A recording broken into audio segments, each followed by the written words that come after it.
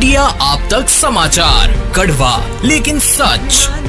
विश्वासाचा सुवर्ण महोत्सव, कल्पकतेचा कौशल्याचा। नमस्कार, मैं हूं आनंद शर्मा और आप देख रहे हैं इंडिया अब तक समाचार। आप सभी को दीपावली की बहुत सारी शुभकामनाएं। ईश्वर हमारा साथ इसी तरह से बनाए रखे ताकि हम सालों साल तक इसी तरह से दीपावली मनाते रहें। आज ऐसे न्यूज बनाने का दिल तो नहीं था, लेकिन मैंने सोचा कुछ तो बनाना ही चाहिए। कुछ अगर आप तक नहीं पहुंचा तो फिर आप तक का कोई मतलब नहीं रहेगा। दरअसल अभी चुनाव का माहौल है, तो मैं ये देख रहा हूं कि कुछ चुनाव से रिलेटेड चीजें आप लोगों तक पहुंचाई जा सके, ताकि आप लोग अपना माइंड सेटअप सही तरीके से कर पाएं कि आपको आखिर किसका साथ देना है, कैसे उम्मीदवार का चुनाव करना है।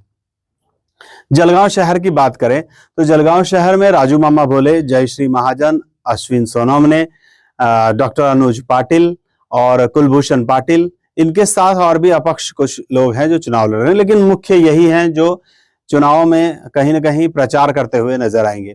आपको किसको चुनना है ये तो आप ही को तय करना है, लेकिन मैं ये जरूर बताना चाहूंगा कि इसके अंदर हम लोग क्या कर सकते हैं, क्या नहीं कर सकते हैं और क्या सही चीजें रहेगी। राजू मामा भोले के बारे में तो आप सभी जानते हैं। जयश्री महाजन जो हैं, जो महापौर रह चुकी हैं, सुनील महाजन जो विरोधी पक्ष नेता थे, उनकी धर्मपत्नी है, एजुकेटेड हैं, पढ़ी लिखी हैं। लेकिन जब बात कर रहा था मैं लोगों से, चर्चाएं जब हमारी चलती रहती है, तो लोगों से बात करते वक्त लोग ये कह रहे थे कि आप जरा मेहरून तालाब पर जाकर आइए। मेहरून तालाब जो है वो महानगर पालिका के क्षेत्र में आता है। महापौर जो हैं वो मेहरून तालाब के आसपास ही रहती हैं। किसी भी सिस्टम में जाकर, मतलब अगर ऐसा समझा जाए कि मेहरून तालाब का विकास महानगर पालिका के अंतर्गत नहीं आता हो, तो भी महापौर जब हुई थी तो कोई भी एक फंड दिया जा सकता था महानगर पालिका की ओर से मेहरून तालाब के लिए, लेकिन ऐसा कुछ भी नहीं हुआ। मेहरून तालाब की जो तस्वीरें आप मेरे पीछे और अभी आप देख रहे हैं, ये तस्वीरें बताती है कि यहाँ पर कुछ भी नहीं हुआ। तो लोग बहुत इससे भी ज्यादा नाराज। इतनी बड़ी झील जैसा तालाब है, इसमें कुछ भी नहीं किया गया है। तो महापौर जो रह चुके हैं उन्होंने कुछ भी नहीं किया है। विधायक जी ने किया नहीं किया वो छोड़ दीजिए, लेकिन जो महापौर थे जिनके वार्ड में ये है, वो अपने वार्ड में इस तरीके से अगर विकास नहीं कर पा रहे हैं इतनी अच्छी चीज होने के बाद, तो बाकी आगे की बात मैं क्या कहूंगा। डॉक्टर अश्विन सोनवने उप महापौर रह चुके हैं, उन्होंने भी इस तरफ शायद कभी ध्यान नहीं दिया, वरना कुछ न कुछ तो हो ही जाता।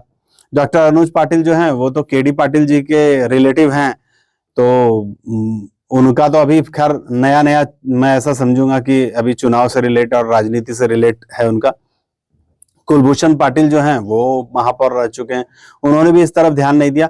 जलगांव की तरफ से किसने ध्यान दिया है ये देखना बहुत जरूरी है। खैर किसने किसने क्या क्या किया है ये तो आप सभी को पता ही है।